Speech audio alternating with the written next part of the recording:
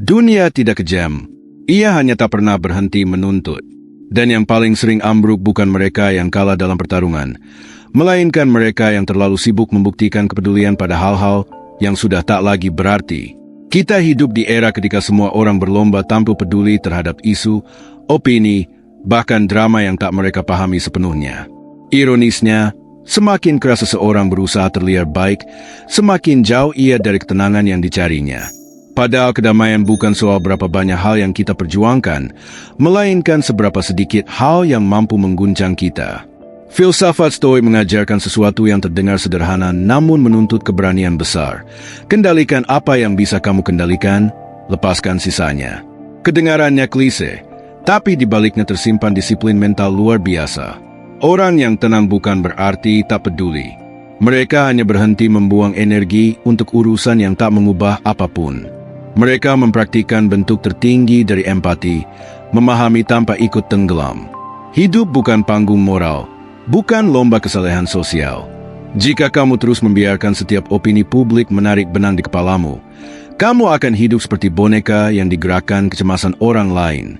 Kebebasan sejati dimulai saat kamu berhenti bereaksi otomatis terhadap hal-hal di luar kendalimu dan mulai memilih secara sadar mana yang layak mendapat emosimu, waktumu, dan jiwamu. Di dunia yang menilai segalanya dari seberapa keras kamu peduli, tenang adalah tindakan paling radikal. Karena orang yang benar-benar kuat tidak membuktikan diri dengan kebisingan, melainkan dengan keteguhan dalam diam. Pastikan tonton sampai akhir, ada makna penting yang gak boleh kamu lewatkan.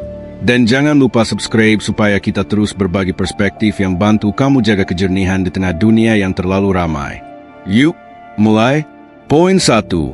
Kendalikan apa yang ada dalam dirimu, lepaskan yang di luar kendalimu. Kita sering mengira hidup bisa diatur penuh oleh rencana dan niat baik. Kita susun jadwal, tulis target, berusaha mati-matian agar semua berjalan sesuai skenario. Lalu kecewa saat dunia menolak tunduk. Disinilah Stokisme bicara dengan nada sederhana tapi tajam. Kendalikan apa yang bisa kamu kendalikan, lepaskan sisanya. Coba renungkan, berapa banyak energi hilang hanya untuk memikirkan hal-hal yang tak pernah kita kuasai sepenuhnya? Perasaan orang lain, hasil kerja, cuaca, peluang, bahkan nasib. Kita terlalu larut, seolah hidup hanya punya dua pilihan, berhasil atau gagal. Padahal di antara keduanya ada ruang luas tempat kita belajar, ruang kendali diri. Kendali diri bukan menekan emosi sampai mati rasa. Justru sebaliknya, menyadari apa yang terjadi di pikiran kita dan memilih respons paling bijak. Dalam psikologi modern, ini sejalan dengan response flexibility, kemampuan otak menunda reaksi otomatis, memberi waktu untuk menimbang sebelum bertindak. Kita tak bisa atur dunia, tapi kita bisa atur cara menanggapinya. Itu sudah cukup untuk jaga kedamaian batin. Tapi sebagian orang sulit terima batas ini. Ada dorongan mengontrol segalanya, bukan karena kuat, tapi karena takut kehilangan, gagal, atau terlihat lemah. Ironisnya, semakin kita ingin kendalikan semua, semakin kita dikendalikan rasa takut itu sendiri. Riset di Journal of Anxiety Disorders tunjukkan, kebutuhan berlebih akan kontrol berkorelasi tinggi dengan kecemasan dan kelelahan mental.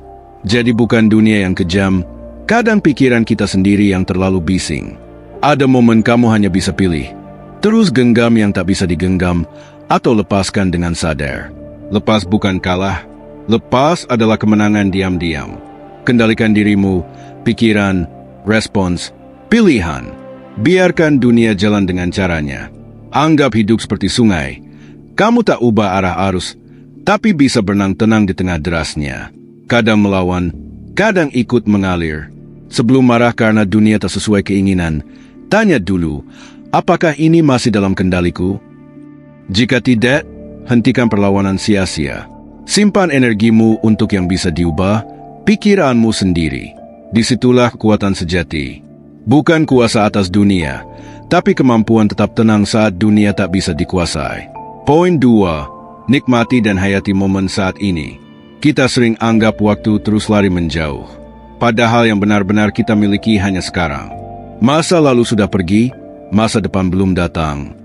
Tapi pikiran manusia lebih sering tinggal di dua tempat itu, terjebak ingatan dan rencana, bukan hidup yang sedang terjadi. Tanpa sadar, Hidup kita jadi kumpulan momen yang tak pernah benar-benar kita rasakan. Coba pikir, berapa banyak hal sederhana yang indah tapi kita abaikan? Hembusan angin, senyum orang tersayang, aroma kopi pagi. Semua lewat begitu saja karena pikiran sibuk memikirkan yang belum terjadi atau menyesali yang tak bisa diulang.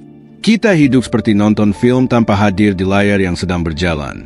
Dalam psikologi, ini disebut mind wandering. Penelitian tunjukkan, semakin sering kehilangan fokus pada momen kini, semakin rendah kebahagiaan, tak peduli seberapa sibuk atau sukses hidupnya. Ketenangan tak datang dari banyak aktivitas, tapi dari kesadaran akan apa yang sedang dilakukan. Kadang kita takut berhenti sejenak, khawatir kehilangan momentum. Padahal di keheningan itulah kita lihat arah. Banyak orang baru sadar arti, hadir, setelah kehilangan, perpisahan, atau sakit. Saat ambisi berhenti, barulah kita sadar yang dikejar bukan kedamaian, tapi pelarian dari hening. Ada dorongan sosial bikin kita sulit nikmati momen. Setiap pengalaman harus dibagikan. Momen tak lagi untuk dirasakan, tapi ditunjukkan. Kita foto makanan sebelum nikmati, rekam konser tapi lupa dengar musiknya. Keinginan dikenali kadang bikin kita kehilangan koneksi dengan diri sendiri. Tapi menikmati momen bukan berarti hidup tanpa arah. Justru dengan sadar sekarang, kita melangkah lebih jernih ke masa depan. Bagaimana bisa berjalan lurus kalau tak tahu di mana kaki berpijak? Mulai dari kecil, saat makan, rasakan setiap gigitan tanpa buru-buru saat bicara, dengar tanpa pikir balasan saat jalan, perhatikan langkah dan suara tanah di bawah kaki. Dalam mindfulness, kesadaran ini terbukti turunkan stres, tingkatkan empati. Tubuh dan pikiran selaras dalam satu ruang waktu. Jujur, kadang sulit hadir. Ada rasa bersalah saat berhenti, seolah waktu terbuang. Padahal berhenti bukan menyerah, tapi isi ulang tenaga. Seperti laut tenang sebelum berombak, kita butuh diam agar bergerak dengan arah benar. Hidup di momen sekarang bukan trik menenangkan diri. Ini latihan mengenali hidup apa adanya, tanpa topeng, tanpa manipulasi. Ketika hadir sepenuhnya, kita terima hal kecil sebagai keutuhan hidup. Tidak ada momen sia-sia, hanya kesadaran yang tertunda. Sebelum hari ini lewat, berhenti sejenak. Rasakan napasmu, dengar suara sekitar. Biarkan dirimu benar-benar ada di sini. Ketenangan yang dicari mungkin sudah menunggu di detik ini, di tempat yang paling sering kita abaikan. Poin 3. Terimalah perubahan sebagai hukum alam. Manusia sering mati-matian jaga segalanya tetap sama. Padahal yang paling pasti dari hidup adalah perubahan itu sendiri. Waktu tak berhenti beri kita izin bersiap. Dunia terus bergeser saat kita coba diam. Tapi kita masih pura-pura kestabilan bisa abadi, bahwa apa yang dicintai, diyakini, atau dimiliki hari ini akan bertahan selamanya. Mungkin ini ketakutan terdalam. Bukan takut perubahan, tapi takut kehilangan kendali atas siapa diri kita saat segalanya berubah. Kita khawatir kalau semua bergeser, kita tak lagi tahu siapa kita. Padahal setiap versi diri kita lahir dari perubahan yang dulu juga kita takuti. Perubahan terasa seperti kehilangan. Tapi bukankah kehilangan bagian dari kehidupan yang masih bergerak? Di setiap fase ada yang datang, ada yang pergi. Yang paling menyakitkan bukan perginya sesuatu, tapi keengganan kita terima waktunya sudah selesai. Otak manusia cenderung cari pola dan kestabilan. Makanya guncangan, kehilangan, pindah, putus, atau perubahan status memicu resistensi. Tapi di stukisme, justru disitulah pelatihan jiwa dimulai. Ketenangan bukan lahir dari dunia tak berubah, tapi dari hati yang berdamai saat segalanya berubah. Kita sering anggap stabilitas tanda kedewasaan, padahal bisa jadi itu stagnasi. Alam tak pernah berhenti transformasi, air menguap, hujan turun, tanah berubah, bintang mati dan lahir kembali. Apa jadinya kalau manusia, makhluk di tengah hukum berubah, malah keras diam di satu titik? Contoh, seseorang kehilangan pekerjaan, merasa dunia berakhir. Tapi waktu lewat, dari kehilangan itu muncul peluang baru, versi hidup tak terpikir sebelumnya. Banyak orang temukan ketenangan sejati bukan saat semua baik-baik saja, tapi setelah hidup hancur dan dipaksa bangun ulang dari nol. Perubahan menyakitkan, tapi rasa sakitnya tanda kita hidup. Seperti tubuh adaptasi saat tumbuh, batin kadang harus retak agar menampung kesadaran lebih luas. Kita tak perlu selalu siap, tapi bisa belajar terbuka. Yang menolak perubahan bukan hanya kehilangan arah, kadang kehilangan makna. Tapi ingat, tidak semua perubahan patut diterima mentah-mentah. Ada yang bawa kemajuan, ada yang erosi nilai. Kebijaksanaan sejati mampu memilah mana diikuti, mana dilawan. Rasa nyaman sering jadi perangkap lembut. Kita sebut stabilitas, padahal bisa kubangan stagnasi. Kita tolak peluang, tunda keputusan, takut tinggalkan zona dikenal. Tapi perubahan tak tunggu persetujuan. Ia datang tanpa permisi. Pilihan kita, melawan sampai lelah, atau menari bersamanya dengan elegan. Setiap kehilangan kecil adalah latihan untuk yang lebih besar. Bisa lepas hal kecil dengan tenang. Kita siap hadapi perubahan besar dengan bijak. Di titik itu kita paham. Menerima perubahan bukan pasrah, tapi sadar tidak semua harus dimiliki agar disyukuri. Mungkin kebahagiaan bukan pertahankan yang lama, tapi keberanian bilang, "Aku sudah selesai di sini, aku siap melangkah." Dalam kalimat itu ada kedewasaan tenang. Keberanian tak berisik, kebijaksanaan tak butuh pembenaran. Perubahan bukan musuh. Ia cermin kita masih hidup, tumbuh, diberi kesempatan pahami. Tidak ada yang benar-benar milik kita, bahkan diri kita terus berubah tiap hari. Saat dunia bergeser lagi, jangan takut kehilangan arah. Justru disitulah arah baru sering ditemukan. Poin 4. Lepaskan ketergantungan pada pengakuan luar. Manusia modern hidup di zaman keheningan sering disalahkan sebagai kegagalan. Semua ingin terlihat, diakui, dirayakan. Seolah keberadaan baru sah saat disaksikan. Tapi pertanyaannya, jika suatu hari tak ada yang menonton, apakah kita masih merasa hidup? Kita sering tak hidup untuk diri sendiri, tapi untuk bayangan diri di mata orangan. Kita berlari bukan capai sesuatu, tapi pastikan langkah terdengar. Dunia haus tepuk tangan bikin banyak lupa. Nilai diri tak tumbuh dari pengakuan, tapi dari kesadaran siapa dirinya saat sorotan padam. Secara biologis, wajar ingin diterima. Otak berevolusi untuk kelompok, penolakan sosial dulu ancam kelangsungan hidup. Tapi saat kebutuhan alami jadi tergantungan, kita kehilangan kendali. Pengakuan jadi candu, kita sesuaikan diri dengan selera orang, ubah nilai, tekan nurani, hanya agar diterima.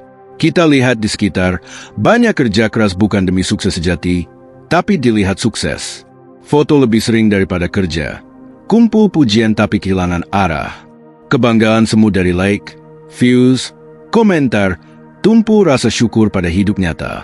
Pengakuan publik tak pernah konstan. Hari ini dipuji, besok dilupakan. Ketenangan bergantung padanya selalu rapuh. Dalam psikologi, approval addiction, rasa berharga ditentukan validasi eksternal. Saat sumber validasi hilang, muncul kekosongan. Stokisme tolak pola itu. Pujian atau celaan bukan milik kita. Jangan gantung hidup padanya. Epictetus, jika kau cari pengakuan orang lain, kau jadikan dirimu budak mereka. Setiap butuh disetujui untuk tenang, kita serahkan kendali batin pada orang lain. Tapi bukan berarti benci pengakuan. Pujian bisa cermin, bukan fondasi. Boleh diterima, jangan jadi napas. Beda besar, dihargai versus bergantung. Jika penghargaan hilang dan batin runtuh, kamu hidup dari pantulan, bukan nilai. Makanya banyak orang besar pilih diam setelah puncak sorotan. Bukan kalah, tapi sadar sorotan bikin kehilangan kedalaman. Dalam sunyi, mereka temukan keutuhan tanpa penonton. Coba lihat hidupmu. Berapa keputusan diambil karena takut tak disukai? Berapa waktu terbuang benarkan diri di depan orang yang bahkan tak pahami cerita? Jika hidup untuk pengakuan, kamu akan terus lelah, dunia tak berhenti menilai. Tapi jika hidup sesuai nilai yakini, penilaian orang tak tentukan arahmu. Latihan sederhana, saat ingin diakui, tanya, ini penting atau ego ingin diperhatikan? Jika ego, lepaskan. Fokus pada tindakan, bukan tepuk tangan. Ketenangan sejati lahir saat kita tak lagi tuntut dunia sukai kita. Bisa kerja, cipta, cintai tanpa harap dipuji. Disitulah kemerdekaan batin tumbuh. Orang tak jadi kuat saat dipuji banyak, tapi saat tak utuh meski tak ada yang lihat. Dalam kesunyian yang dulu ditakuti, kamu mungkin temukan lebih bernilai dari pengakuan. Rasa cukup. Keyakinan tenang bahwa keberadaanmu bermakna, meski dunia tak bertepuk tangan. Poin 5. Sadari siklus alami kehidupan. Pernah merasa hidup berputar di tempat? Setelah naik ada turun, setelah tawa ada sepi, setelah sukses ada kehilangan. Mungkin kamu pikir itu tanda buruk, padahal justru hukum alam bekerja. Segalanya bergerak dalam siklus. Tak ada abadi di puncak, tak ada selamanya di dasar. Alam tak kenal garis lurus. Ia berputar, berulang, berdenyut. Siang ganti malam, pasang surut berganti, tubuh ganti sel. Tapi manusia masih harap hidup stabil tanpa gelombang. Kita tolak ketidakseimbangan, padahal keseimbangan lahir dari dua kutub pergantian. Kita hidup di budaya cinta awal, takut akhir. Rayakan kelahiran dengan pesta, tutup kematian dengan tangis. Sanjung awal baru, jarang terima setiap awal bawa janji akhir. Mungkin karena di balik selesai, ada kehilangan tak ingin dihadapi. Dalam stukisme, hidup bagian dari logos, hukum kosmik berulang. Lahir, tumbuh, hancur, lahir lagi. Semesta pun, menurut stoik klasik, akan terbakar dan lahir dari abu dalam ekpirosis. Jika semesta tunduk perubahan, mengapa manusia keras lawan pasang hidupnya? Sebagian sulit terima siklus karena yakin hidup harus selalu naik. Kesedihan, kesalahan, kegagalan, kutukan, kehilangan, akhir. Padahal tanpa gelap, cahaya tak bermakna. Tanpa kesalahan, kebijaksanaan tak tumbuh. Seseorang bisa jatuh berkali-kali, bukan nasib buruk, tapi hidup siapkan bentuk baru lebih dalam. Setelah kehilangan besar, sering kita temukan makna baru. Ditinggal belajar cinta diri. Gagal temukan arah lebih sesuai jiwa. Dalam psikologi, post-traumatic growth, pertumbuhan batin setelah penderitaan. Rasa sakit bukan kebetulan, tapi pola bentuk kesadaran. Tapi tak semua lihat begitu. Ada yang tolak, lawan, pura-pura kuat padahal hati retak. Paksa musim panas bertahan padahal angin gugur datang. Akibatnya, lelah, kosong, hilang makna. Kehidupan tak tuntut selalu siap, tapi belajar seirama. Waktunya berjuang, berjuang sepenuh hati. Waktunya diam, izinkan istirahat. Tidak semua berhenti, mundur. Kadang itu proses tumbuh tak terlihat. Dalam sains, sel tubuh punya masa hidup, mati agar baru tumbuh. Mengapa takut kehilangan? Setiap kehilangan buka ruang untuk lahir kembali. Hidup bukan tolak arus, tapi berenang di dalamnya. Sadar siklus bukan musuh, cemas perlahan reda. Kita tak lagi nilai fase buruk sebagai kutukan, tapi bagian keseimbangan. Seperti laut bergelombang tapi tak hilang bentuk. Jiwa bisa tenang di perubahan jika tahu setiap badai punya waktu reda. Pertanyaannya bukan mengapa ini terjadi padaku, tapi fase apa yang kujalani sekarang? Dengan kesadaran itu, kita berhenti lawan arus, mulai berjalan bersamanya. Tak tergesa, tak takut berakhir. Karena yang berakhir bukan kehidupan, hanya satu bab. Dan bab baru selalu mulai dengan penerimaan. Poin 6. Temukan pertumbuhan di tengah kesulitan. Ada masa hidup seperti menghantam tanpa ampun. Rencana gagal, orang pergi, keyakinan goyah. Lalu kamu bisi pelan, untuk apa semua ini? Pertanyaan lahir dari hati lelah. Tapi anehnya, justru di saat itu pertumbuhan paling dalam sering mulai. Banyak anggap kebijaksanaan lahir dari ketenangan. Padahal sering muncul dari runtuhan, rasa sakit tertahan, penyesalan tak terhapus, malam panjang saat hanya diri sendiri tersisa. Hidup tak hukum kamu. Ia memahat bagian keras dirimu agar bentuk asli muncul. Dalam stukisme, kesulitan bukan musuh, latihan. Marcus Aurelius, halangan bagi tindakan memajukan tindakan. Apa yang menghalangi jadi jalannya? Penderitaan bukan tembok, jembatan, tapi sulit dijalani. Di tengah sakit, siapa bisa bilang, ini pelajaran? Tapi teliti lebih dalam, ada pola. Dalam psikologi, post-traumatic growth, seseorang jadi lebih kuat, bijak, empati setelah trauma. Bukan karena trauma indah, tapi karena memaksa lihat yang dulu tak diperhatikan. Arti hubungan, waktu, keheningan, hidup itu sendiri. Tapi tidak semua tumbuh setelah luka. Ada yang membeku jadi pahit. Mengapa? Luka tak diolah. Banyak hindar, sembunyikan di balik kesibukan, topeng, baik-baik saja, padahal batin remuk. Pertumbuhan butuh keberanian tatap luka tanpa lari. Yang dihindari akan kejar terus. Kita cepat nilai penderitaan buruk. Padahal hidup cabut sesuatu bukan hukum, tapi kosongkan ruang untuk yang lebih besar. Seperti tanah dibalik agar ditanami lagi. Saat dibalik, rasanya hancur, tak nyaman, tapi tanpa itu, kehidupan berhenti tumbuh. Reset resilient. Individu terima kesulitan sebagai alami, hidup lebih tenang, adaptif. Tak sangkal sakit, tapi tak biarkan ambil alih pikiran. Timbang, maknai, bertindak. Sadar tak semua dikendalikan, tapi ada ruang kecil pilih respons. Dari situ, kuatan muncul. Kita kagum orang bangkit setelah jatuh, lupa mereka lama tersesat, menangis, ragu, ingin menyerah.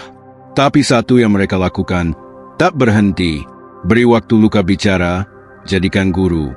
Mungkin kamu pernah di titik sia-sia, tapi lihat lebih dalam. Dari luka lama, belajar siapa peduli. Dari kehilangan, pahami arti memiliki. Dari gagal, kenal diri sendiri. Kesulitan tak datang hancurkan, tapi paksa berhenti hidup dalam ilusi. Hidup tak janji jalan mudah, tapi beri kesempatan tumbuh. Pertumbuhan bukan dari hasil, tapi keberanian gerak saat berat. Kekuatan sejati bukan seberapa banyak ditanggung, tapi seberapa jujur pada diri di tengah penderitaan. Saat hidup ketuk keras, jangan tutup pintu. Biarkan masuk. Duduk bersamanya, dengar apa yang diajarkan. Di balik luka yang dibenci, mungkin tumbuh versi dirimu lebih matang, kuat, damai, yang nanti berterima kasih karena kamu tak menyerah. Poin 7. Bangun kekayaan batin. Di dunia bising yang nilai manusia dari apa yang dimiliki, bukan siapa dirinya. Kapan terakhir kamu merasa benar-benar kaya tanpa sentuh uang? Kaya karena hati lapang, kepala tenang, jiwa tak gentar kehilangan.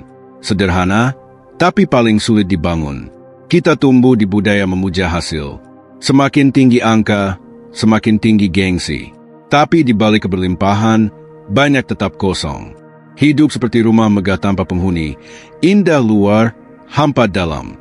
Riset psikologi, stres dan kecemasan meningkat justru di kalangan mapan ekonomi. Bukan kekurangan, tapi kehilangan arah. Punya segalanya, tak tahu untuk apa.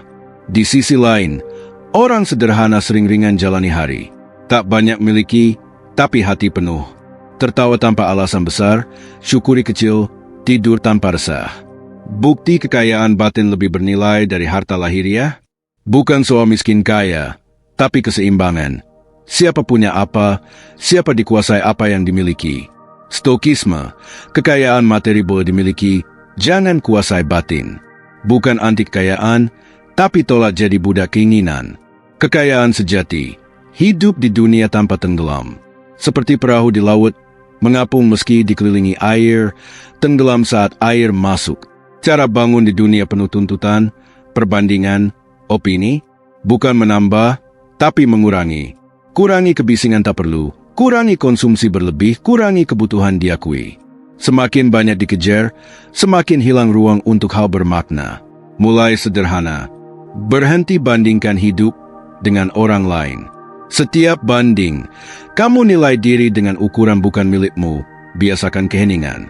Diam bukan kosong, disitulah batin bicara jujur. Banyak cari ketenangan, tapi tak beri ruang dengar. Kekayaan batin juga dari sadar, tak semua harus dimiliki untuk dihargai. Matahari tak perlu milikmu agar hangat.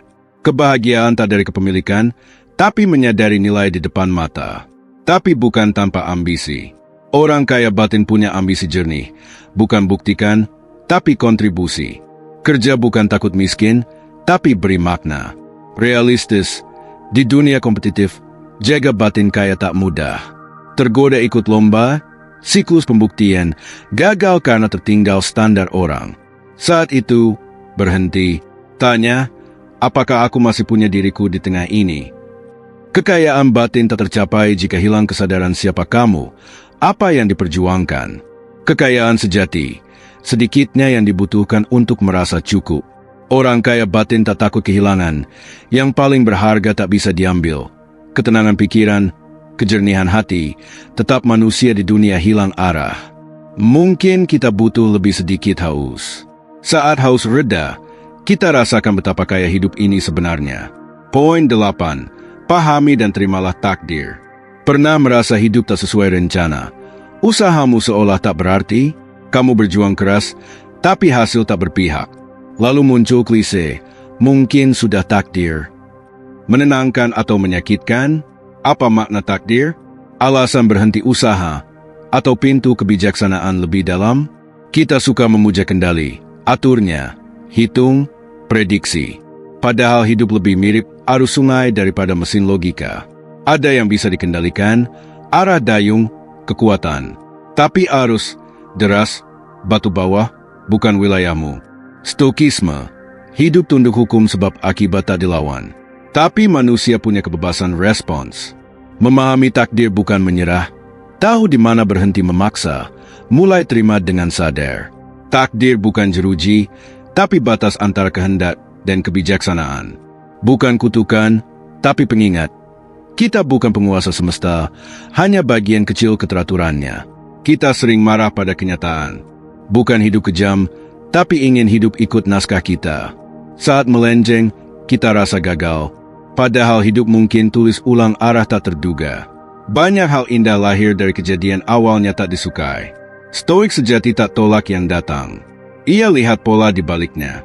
Tapi, terima takdir sering terdengar pasrah pasif. Bisa jadi alasan kemalasan. Penerimaan sejati, akui kenyataan, bukan benarkan. Sikap sadar tak buang energi pada tak bisa diubah, agar tenaga dipakai untuk yang masih diperjuangkan. Contoh, kehilangan pekerjaan. Bisa habiskan waktu salahkan keadaan atau tatap realitas. Apa yang bisa kulakukan sekarang? Stokisme, tindakan sesuai alam, selaras fakta, bukan ilusi. Beda bijak versus reaktif, yang pertama lihat kenyataan sebagai bahan, bukan hukuman. Psikologi, negotiating with fight, terima hidup punya batas, tetap aktif di dalamnya. Orang begini lebih tenang, tahan stres, bangkit dari kegagalan. Tak pernah melawan arus, sesuaikan irama, tapi menerima takdir bukan logika. Ada luka, kehilangan orang tak tergantikan, teori terasa hampa, sakit dan kenapa aku? Tapi waktu beri ruang, kita sadar, menerima bukan mengerti. Kadang tak perlu tahu alasan, cukup tahu cara lanjut dengan damai.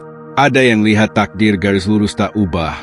Ada yang fleksibel, hasil keputusan, energi, pola kita. Mungkin takdir seperti lukisan besar.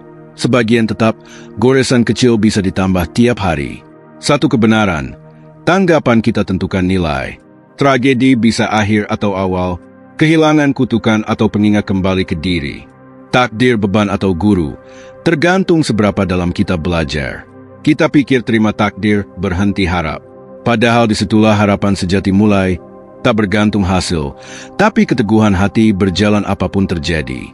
Damai sejati bukan saat takdir sesuai keinginan, tapi saat hati bilang, meski tak seperti kuharap, aku tetap baik-baik saja.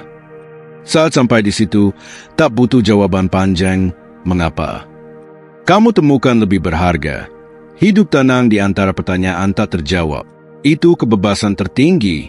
Poin 9. Jadilah manfaat bagi sesama. Kita hidup di masa orang bisa terlihat peduli tanpa benar-benar peduli. Dunia ramai ajakan berbuat baik, tapi hati manusia makin jauh dari empati. Banyak tolong bukan ringankan beban orang, tapi tenangkan diri agar merasa berarti.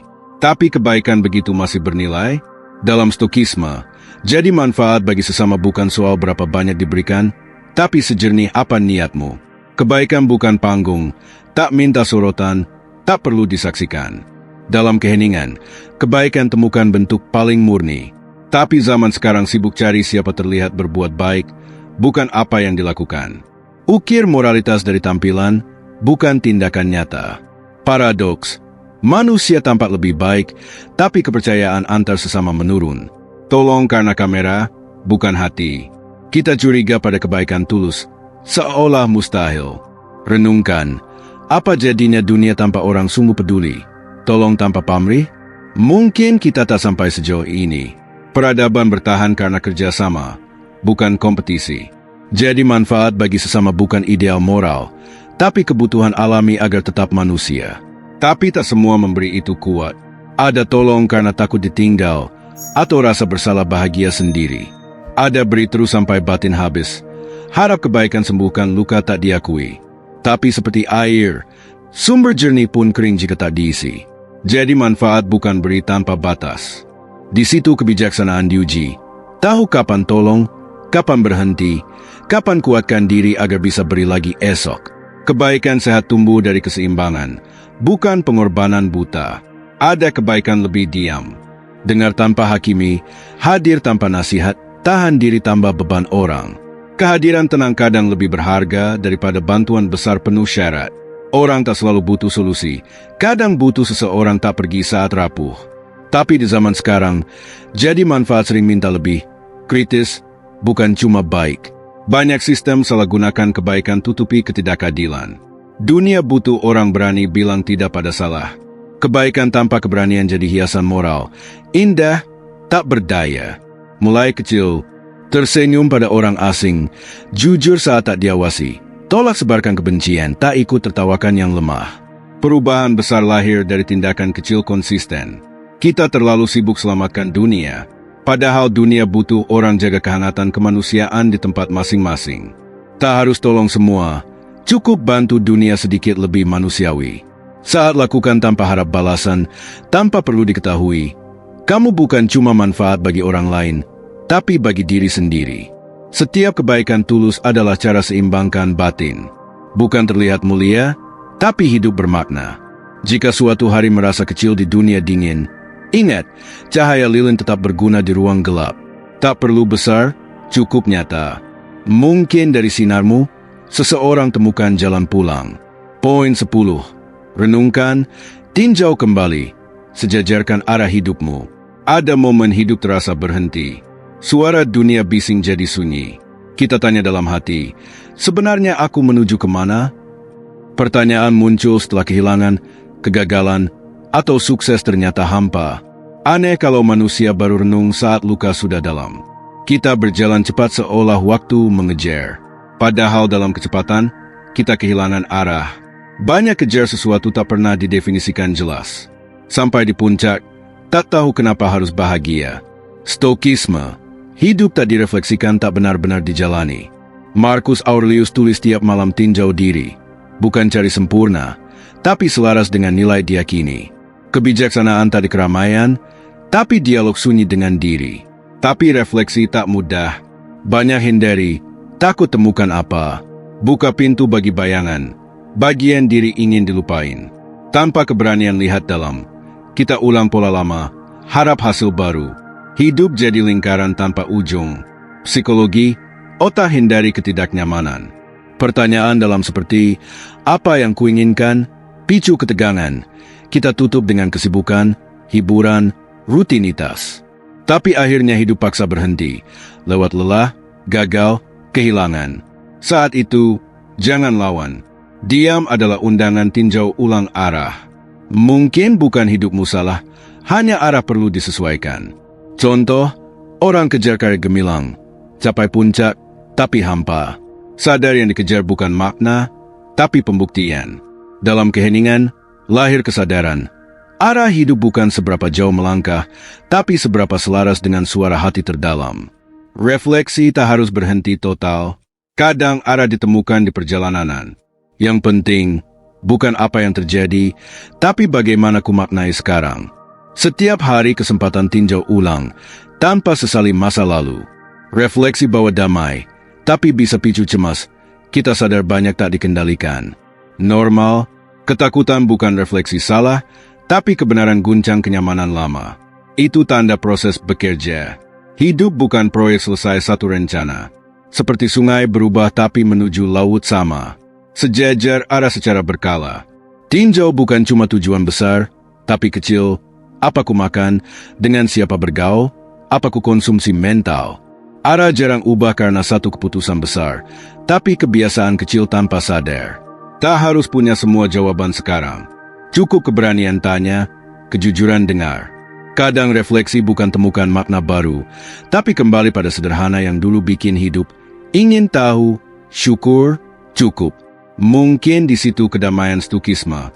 Bukan jawaban megah, tapi keheningan jujur. Hidup selaras kesadaran diri, tak tergesa buktikan apapun. Saat selaras dengan arah batin, dunia luar tak lagi guncangmu. Kesimpulan, hidup damai bukan tanpa masalah, tapi tetap jernih di tengah bising dunia. Tak mudah, kita di masa setiap suara minta tanggapan, perbedaan jadi ancaman, emosi wajib dibagikan. Yang paling berani bukan yang keras suara, tapi bisa tenang tanpa hilang arah. Stokisme ajar seni sederhana sering dilupain, berhenti peduli pada tak penting. Kedengarannya dingin, tapi kasih terdalam pada diri sendiri. Karena saat berhenti reaksi pada kecil tak dikendalikan, kamu lindungi batinmu. Tapi jujur, tak terpengaruh bukan kebal. Ada hari amarah, kecewa, takut datang tak diundang.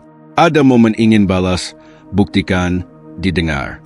Wajar, tapi beda orang belajar stoik, tak dikuasai impuls.